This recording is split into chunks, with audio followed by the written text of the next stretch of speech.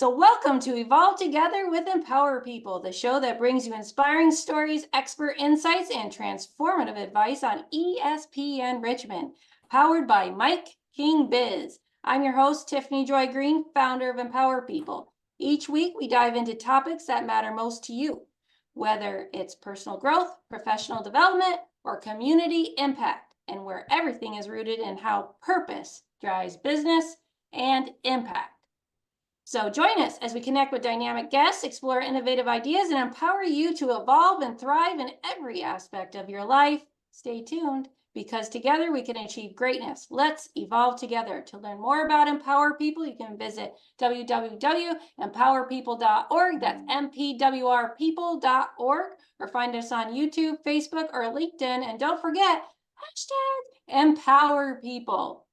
So now let's dive into today's show with our very special guest, Dan Tyre.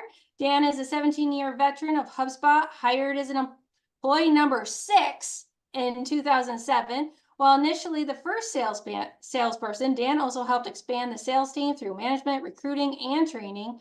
He's also a frequent contributor to the HuBspot sales blog and coined the term smarketing to describe the necessary alignment between sales and marketing. Outside of HuBspot, Dan leverages his mere 46 years of multidisciplinary business experience in sales, marketing, and service to help scale fast-growing companies and coach those who want to harness the power of inbound marketing to improve their bottom line.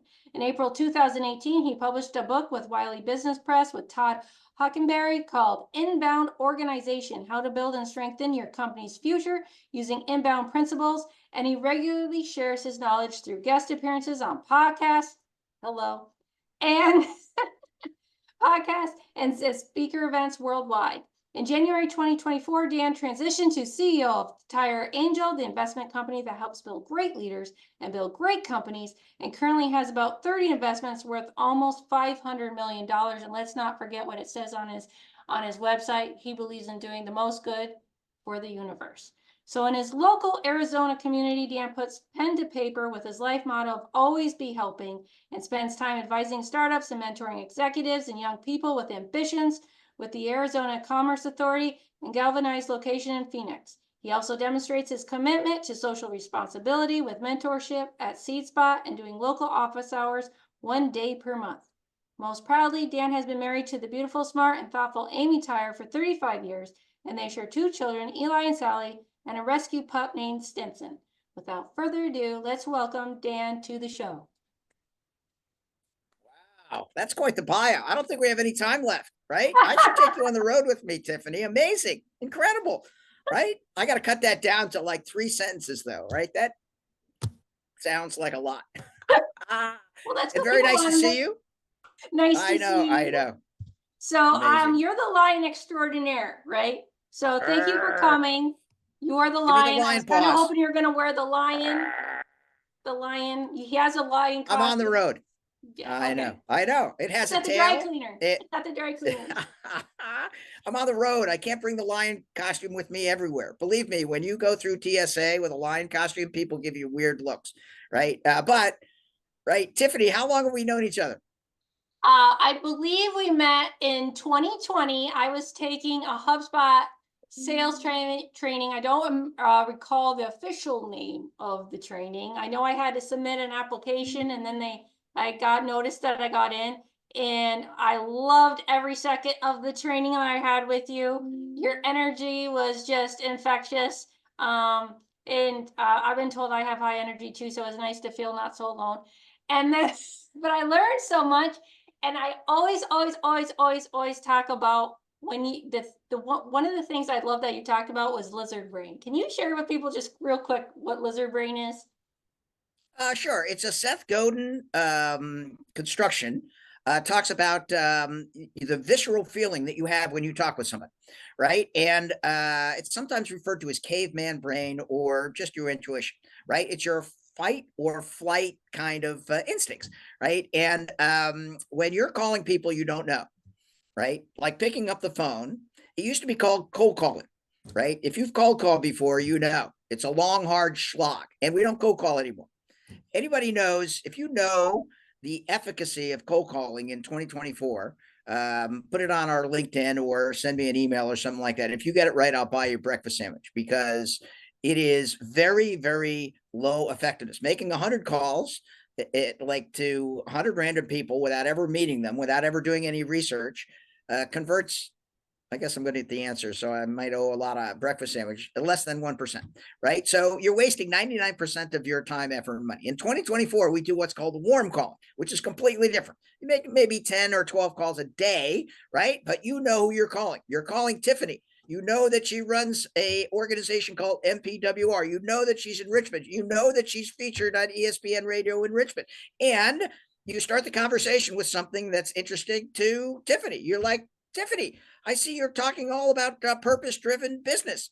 Like, how did you get into that? And all of a sudden, it's a completely, because you start, Tiffany, on that, you got 20 minutes of her telling you all this great stuff like she did in the bio. And, right, that's the way we do it now, having a human conversation where we engage based on research. And so I worked at HuBspot for 17 years. And the last 3 years, I was with HuBspot Academy. And HuBspot Academy, if you're not familiar with it, just Google it. Amazing. Courtney Sembler is the director. Mark Killens was the inventor. It's 12 or 13 years old. HuBspot, which is customer platform, right, has 400 courses and series and accreditations, all for free, that we provide to millions of people in 5 different languages. They're amazing. And so part of the HuBspot Academy program was these boot camps. And Tiffany, because she wanted to grow her business, was like, I'm going to learn how to get on the phone and call people I don't know. And she was such a lion. Oh my goodness. Because, right, that's hard, getting on the phone and learning the skills, right? And so we went through that for, it was either 6 or 8 weeks. It was so much fun. There was a group of folks that worked with Tiffany, like Trigvi and Debbie and Keith Gutierrez in Cleveland. Amazing and exciting, and it is so gratifying as a schmarketing expert. Say schmarket. You got to say it again because you didn't get the stuff right. It's like a bagel with a schmear. There we go. Yeah. Oh, you're such an overachiever. Boom. Incredible. Yes. And at the end, she made like 50 or 60 calls and she got really good. Now she's on the radio. Amazing. So ever since, I've been a Tiffany Joy Greene fan and very happy to be here today. Thank you, Dan. Thank you, Dan. And a lot of those people that were in the boot camp with me, I'm still connected to today. Like even the students, like they're still connected today. It was an awesome opportunity. Awesome. All right, but you're the star, right? The reason I'm here is because you asked me. Number one, I'm a huge fan. Number one, you're thoughtful, you're caring, right? As evidenced by the show. Your focus on purpose and mission is completely consistent with my worldview of doing the most good for the universe. And number three, you're a great community builder. You're very, very humble. Right? I've never heard you say anything about yourself, right? It's always about the community growing better. And you've really become an expert in mission-driven and purpose for organizations. So happy to be here and lend my background and experience. Well, thank you. All right. So tell me about your progress in the last year, because you guys have done a lot of stuff in the last year. Yeah. And so let's see, we've done 33 courses. So let's start backtrack. You actually were the person to give our first course last year at a ribbon cutting in June of 2023. And it was go-to-market strategies for 2024 to consider. So thank you, Dan. Amazing. That was so much fun. I'm happy to do it. Anytime you want to invite. I know you had, I don't know how many people in the room because it was virtual. It was both. Right? We had a hybrid event. We had probably 30 people in the room, and I don't remember how many online, but it was a good attendance. And I won't forget it because it was raining here in Richmond, and I'm originally from up north. And up north, when it rains, you get better attendance. Not in the south. Ooh, I learned that. Really? I learned that. That's amazing what you learn on ESPN Radio. Incredible weather patterns in Greater Virginia. What I remember about it. And how it affects people. So we've done 33 courses since then. We have 20 advisors on the Empower People Advisory Council. We now have 4 Empower People certified small business and nonprofit advisors. We have launched our purpose membership, where we have our purpose and mission-driven leaders coming together to benefit small businesses and nonprofits. We've launched this radio program called Evolve Together with Empowered People, powered by MikeKingBiz. And we've touched almost over 700 leaders through our empowerment resources. I'd like to say like an infomercial about, wait, there's more. Yes, we are launching more memberships called the Wisdom and Resolve memberships, where you can now get advisory support through our certified advisors. Amazing. All in 1 year. Yeah. You got more energy than a nuclear reactor. Amazing and exciting. And that was very intentional, right? You set out to build an organization that helps support mission and purpose. But while I'm thinking of it, how do you define like purpose? So how do I define purpose for me? It's to help drive positive impact and empower people. And my job, my goal in life is to help other people drive their purpose. That's my job, and that's empower people's. Okay, but one of the other things that you're big on is not you don't like fluff. You go right to the meat. I don't know if you're a vegetarian or whatever, but you like to get right to the like foundation of what's going on. So give me 2 or 3 like tangible things that a company can do to define their purpose. I'm not a vegetarian. I'm going to answer that with, first, I had a cheeseburger last night. So now let's get into I love it. So basically, you have to consider your core values and what those core values. So if you're operating a nonprofit or a small business, it's the core values of yourself do reflect your business, right? And so they should be what I call purpose aligned. We want to consider principles that are beyond making profit. So when we talk about principles, we don't line off, or your values, we're not starting off talking about profit, revenue, contribution margin, or any of that. Basically, when we talk about core values, it's what are you willing to fall on the sword for? So if a hard decision is being, if you have to face a hard decision, you got to know what your core values are to be able to say sometimes no to something, right? Not everything is about money. You're willing to fall on the sword for something. And 2, you got to define your impact goals. Now, impact goals, again, are not, people talk about revenue generation, they talk about contribution. Impact goals is, if you're saying as a business, a nonprofit, for-profit, doesn't matter what you are, and you're saying we're here to make the environment cleaner. We're here for sustainability. Well, then you better have goals that are well beyond the profit, the contribution margin, how many widgets we're selling, and how many people we're serving. What goals are we really trying to do with sustainability? Are we dropping waste? Are we trying to provide clear water? What does those SMART goals look like? Because that's really, it's not just words, it's about action, right? And then 3rd, we got to understand and identify the needs of the shareholders. So when we set forth our purpose, purpose only matters if it's purposeful and it matters to people around us and the people that we impact. So we got to really look at the lay of the land, understand the culture and the community in which we're in, and lay the groundwork and really define the purpose and what makes sense for our shareholders. So I always say you got to remember that purpose is about intent, and intent requires action. Boom. All right. Drop the mic. That was, so first of all, right, that's the meat. Exactly. We want specific goals, right? Like when I started my career, no one ever talked about mission or purpose. And still, when I consult with companies, I'm like, what's your mission? And they're like, to make $100 million. I'm like, that's not really the focus of like today's world. In the modern world, people want to do something more than just the financial value. You're spending all this time. In the old days, it was 9 to 5. Remember that? Remember going to work and getting there at 8:45 and having a cup of coffee and sitting down in a office at 9 o'clock, right? And then we like expanded it. We're like, okay, now we're going to move to 8 to 6. Oh, we're badass. Okay, we're going to move to 8 to 6, right? We're boom. And now, like in the modern world, we're always working and like all the time. Right. And so somewhere along the line, specifically in my experience, when I joined HuBspot, at the very beginning in 2007, our mission was to help people, millions of small businesses grow better. And it was defined. And I'm like, that's kind of weird. We're defining a mission of those values and that purpose. And just like you said, there are 2 components of identity and direction.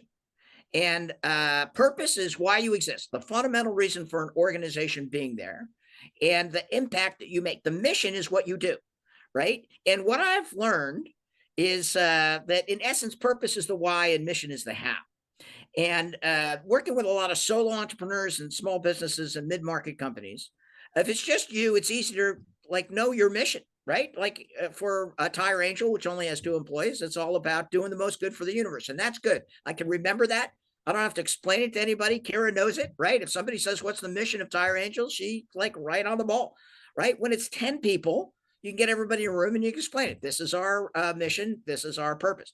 When you start to go to multiple locations, when you start to go remote or hybrid, when you start to invite in partners into your ecosystem, when you go through hyper growth of either employees or customers, it's a whole different ball game of making sure that people understand the mission, right? The vision, the strategy. And so at HuBspot, we had this concept of MSPOT, right? And do I have time to go into the explanation of MSPOT? All right, so this is brilliant, right? It's a go. All right. All right, it's hard to play Tiffany and Dan Tyre on double time if you're watching this on YouTube. So like slow it down. But I'm going to walk through this. My good friend and executive vice president at HuBspot, Allison Ellsworthy, at one point in time said, all right, we have 100 employees moving to 8,000, by the way, and we have to make sure that everybody understands this because mission and purpose is core to what we do. Actually, even before that, there's this famous story. I think it was in 2008. Brian Halligan, the co-founder and CEO of HuBspot at the time, went to a CEO retreat, and he met the CEO of iRobot, and they were sitting together having lunch. And the CEO of iRobot said, "You know, iRobot, the little like vacuum that rolls around your apartment and takes up all the cat hair." Yeah. Anyway, he's was a Boston-based company. He's like, "Brian, what do you do with culture?" And Brian's like, "What do you mean culture?" He's like, "What do you do to cultivate a good culture?" And Brian's like, "Nothing." He's like, "I think culture is going to be big in the next 20 years. And Brian's like, "All right, good for you." And he went back and he said, "Dharmesh, what do you know about culture?" And Dharmesh is like, "Nothing." But Dharmesh is the smartest guy in the world. And the Dalai Lama of HuBspot is like, "I'm going to research it." And he went back and researched it. And like Dharmesh's sometimes want to do, came back with 127 slide deck that he posted on SlideShare called the HuBspot Culture Code. Right. And the HuBspot Culture Code defined the HuBspot culture. And like the definition was the culture is the operating system for your employees. Your product is the operating system for the company, which is brilliant and groundbreaking. And then Allison is like, well, we got to make sure that everybody really knows what the mission, because we have to understand a little bit about how we get this out to multiple locations, multiple types of companies, multiple countries. So they created this thing called the MSPOT. Just Google MSPOT HuBspot or MSPOT Medium. And it was part of the book that Todd and I wrote in 2008 called The Inbound Organization, which was everything I learned in the first, 9 years that I worked for HuBspot. And it's actually very simple. And if you just Google inbound organization, you'll find a template that defines this is what how you can create your own MSPOT. And the M stands for mission. Right? Completely consistent with your purpose-driven mission, rarely changes, maybe once every 10 years. It's vital, impactful, it differentiates, it's human, and it's what you want people to remember. And when I work with CEOs all over the world, right, I'm like, what's your mission? And sometimes they'll go into their wallet and they'll take out this little card, right? That's all like weather beaten and coffee stained and like, and this is our mission. I'm like, what is it? And it's like 3 paragraphs. I'm like, how many people know your mission? And they're like, everybody. I'm like, let's test that out. Walk out to the front desk and ask the receptionist, what's your mission? And they're like, it's around here somewhere. Yeah, it's on a wall somewhere. Oh, there it is, right over there. And so the mission has to be simple, right? And for HuBspot, it's helping millions of small businesses grow better. For Tyre Angel, it's building great leaders and building great companies. And everybody knows that. Right? But you state that and you present it at every company meeting.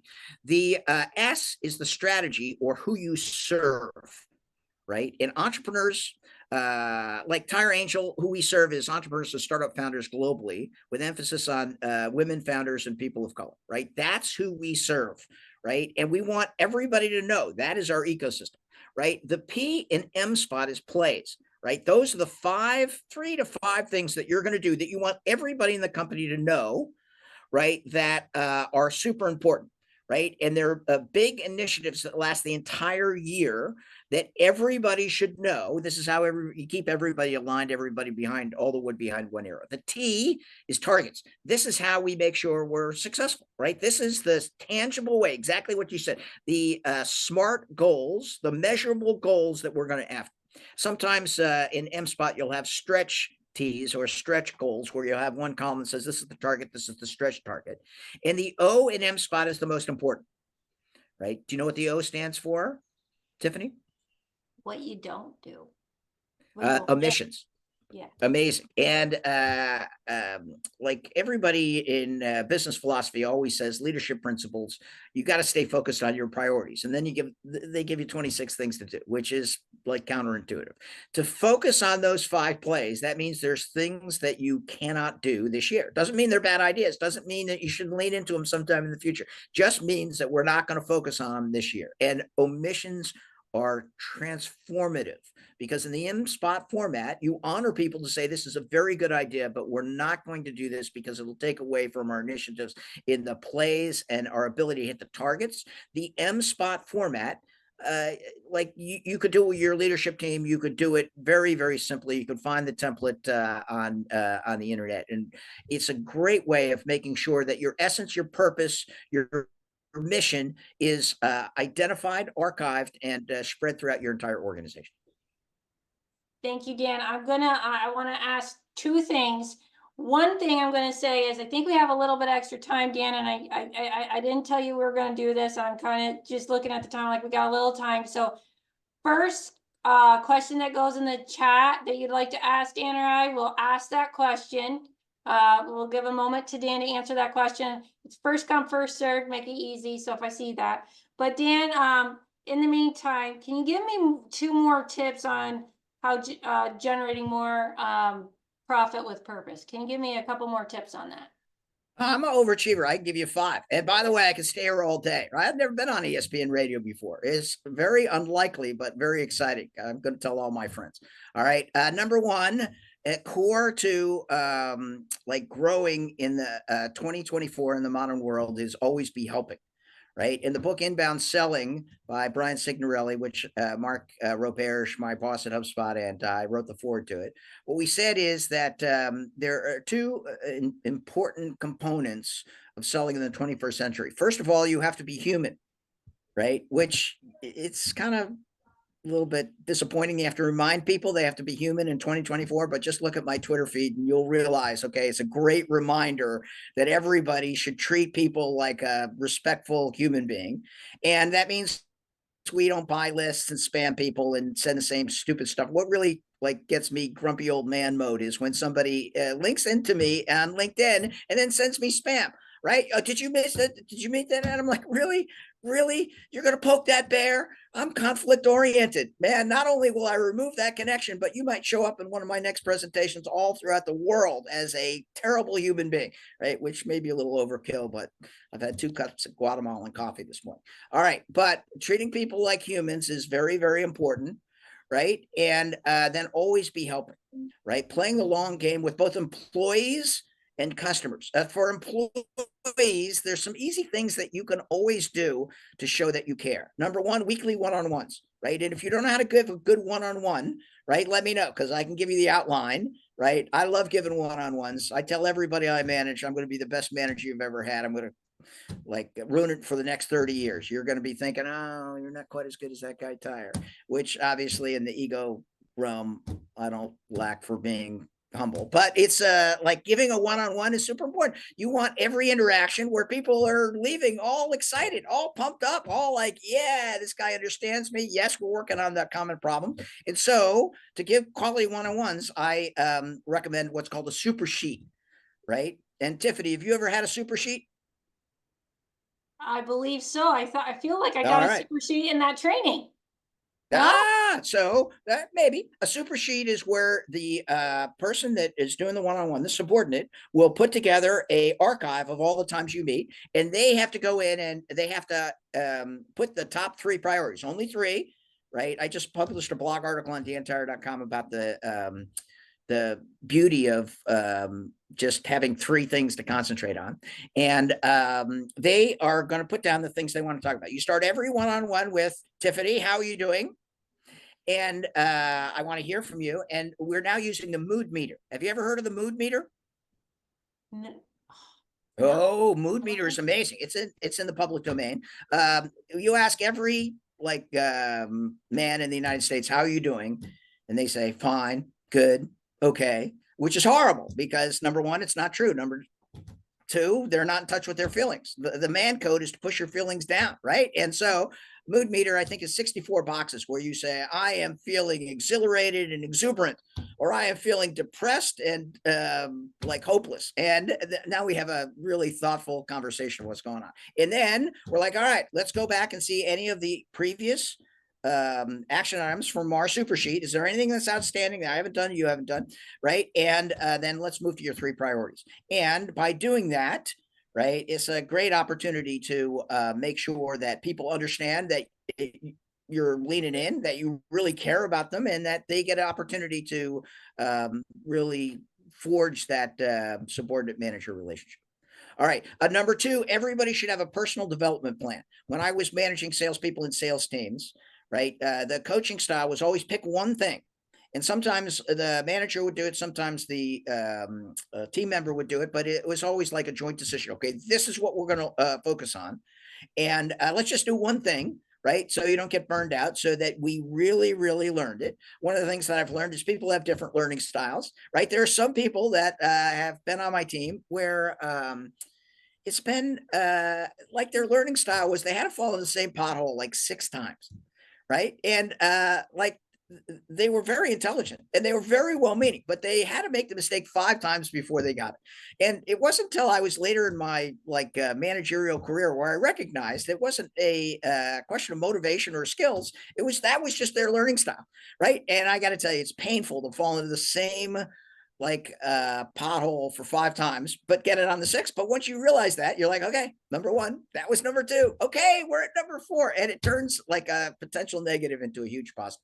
This personal development plan is very, very important because it can be an adjunct to the amendment to the super sheet, or it could be like the same document, but it says these are the things we're going to learn. So at the end of the year, you can look back and you're like, remember when you were doing that? And you're like, oh yeah, it was horrible, but now I know how to do it. And then you can review that, and it's a great way to really manage through people's growth and development and coaching.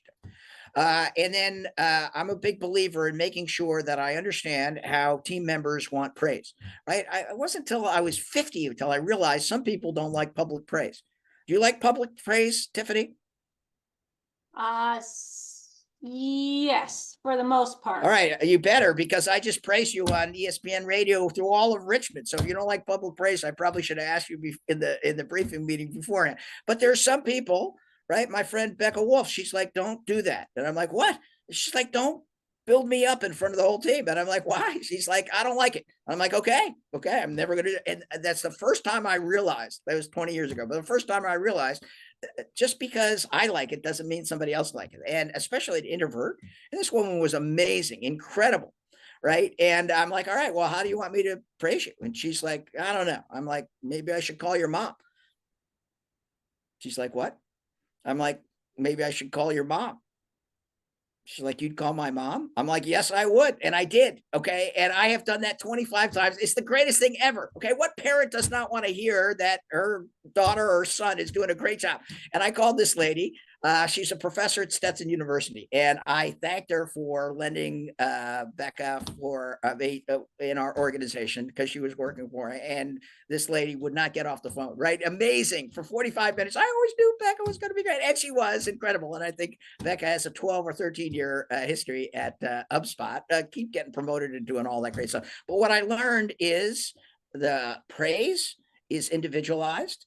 It out of respect for people, you should ask that question to make sure that you're vibing with the way they want to do it. And number 2, if you ever want to make somebody super happy, work for you forever, call their parents or their kids, right? Thank you for letting me your dad, right? Your dad is a damn fine Tyre Angel employee, and we appreciate it. And that goes a long way, and it's free, right? That and breakfast sandwiches. Anybody if you like breakfast, anybody not like breakfast sandwiches? Everybody likes breakfast sandwiches. And Tiffany, have I ever bought you a breakfast sandwich? I should Not a probably do breakfast it. sandwich, but you got me a Starbucks gift card. Okay, that's a breakfast sandwich. Okay. Okay. All right. On nationwide radio, you're now telling everybody Dan Tyre honors his debts. People will do anything. And the origin of this story is when I was running the SMB division of HuBspot, right? I didn't have any money. I didn't have any budget. I'm like, Dave Stack was the CFO of that. Can I get like $100 for incidentals? He's like, no. I'm like, really? I can't. Like, he's like, figure it out, Tyre. So I took $100 of my own money and started buying people $3 breakfast sandwich, and they would do anything. They're like, okay, what do I got to do? It was the greatest motivational ever. And so it stuck with me for the last 25 years. And if you're do something good, right? And if you deserve a breakfast sandwich, email me, dantyre@gmail.com. Every month I set aside a little bit of dough, and I love giving Starbucks gift cards to people who do good things in the universe, right? And a small token of being a great human being and treating people the right way. Dan, we're running short on time, but I want to give an opportunity for you to answer Christina's question. Her question is, in your experience, how does the intersection of culture and purpose ultimately support business success? Oh, amazing. All right. There's a couple of things you do. First of all, what's more important? Is employees more important, or is customers more important? I'm asking you, Tiffany. Well, this is an interesting question because it's an amazing question, and we didn't cover this in the briefing meeting, so. Nope. But when you ask that question, I think back to when I was in graduate school, and a professor asked all the students in the lecture hall, what's the most important thing to any business? So it's basically the same question, but it just phrased differently. And I'll say customers, because without customers, there is no business. All right. So the answer in 2024 is usually employees. It's different for different industries, because if you don't have happy employees, you don't have happy customers, and you have to have happy customers. It's 2024, right? If you don't have happy customers, everybody will know. That's the HuBspot flywheel of putting customers at the center, right? And the Inbound Organization, the book that Todd and I wrote, is all about, right, putting customers at the center, but making sure that employees have the operating system so they can make happy customers, right? And so you got to lean into that with like things that cost money, time, and effort to make sure that you have that great culture, right? With declining birth rates all throughout the world, with the addition of AI, right? It's not dangerous. It's exciting. If you get good quality employees that'll work with you for, in my case, 17 years, right? That's incredibly valuable for the tribal knowledge, for the connection that you make over time, right? And for the ability to drop money to the bottom line, right? Because people understand the process, they understand the values, they understand how to service the customers, and that leads to greater profitability. Well, that was a good and fast answer, Dan. That's really good. Do we have more time? We don't have more time, unfortunately. Okay. You're going to cut me off? Okay, Tiffany, I'm not going to take it personally because we know each other. I'm scared I'm going to get slapped with a wet noodle if we go too far over. That's what I'm scared about. All right. We can always end up on the editing floor. It's not the first time. But Dan, I want to thank you for your time, and hopefully you can come back on the show again. I'd love to have you come back. I'm sure everybody here would love to have you back on too. Tomorrow, I got time tomorrow. Let's do it. I'm only kidding. Tiffany, thank you so much. I appreciate working with you. Strong women leadership in the Richmond area. All the stuff that you did, you focus on, you get results, right? And all the things that you listed of really making impact on people's lives, right? The most fun, and you and I both know this, is purpose-driven, mission-driven, like servant leadership, right? And like once you have a certain amount of money, right, the ability for you to serve your fellow human being is an amazing feeling, an amazing impact, right? That really pays dividends 10x. Yes, that's the riches are in those niches, as I would say. The riches are in those niches. That's from the boot camp. I can't believe that. You're quoting the boot camp. You did that on purpose, Tiffany. No. So I want to thank everybody for tuning in to the Evolve Together with Empower People show here that is featured on ESPN Richmond, powered by MikeKingBiz. I'm your host, Tiffany Joy Greene. It's been a pleasure sharing this time with you. We hope today's episode inspired you, provided valuable insights, and empowered you to take the next step in your purpose-driven journey. Don't forget to connect with us on social media, share your thoughts, and join the Empower People community. And I also say it's beyond a community, it is a movement. Until next time, keep evolving, stay empowered, and remember that evolve together, we can achieve greatness. Have a fantastic day, and we'll see you on the next episode of Evolve Together with Empower People.